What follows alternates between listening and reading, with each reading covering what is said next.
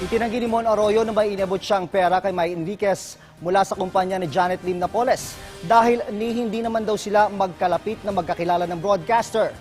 Base sa isang pahayag ni Mon Arroyo o Ramon Franco Arroyo na ipinadala sa GMA News, sinabi niyang isa siyang TV director at kabilang sa mga naging programa niya ang Mel and Jay noong 1990s.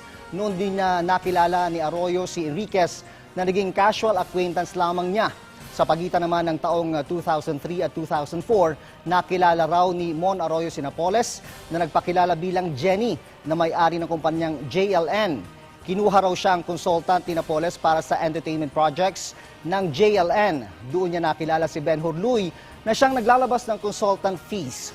Pero tinapos ni Arroyo ang kanyang consultancy sa kumpanya ni Napoles makalipas ang isang taon dahil wala namang nangyaring entertainment projects. Simula noon, wala na naging transaksyon si Mon Arroyo kay Napoles, Luy at maging sa JLN.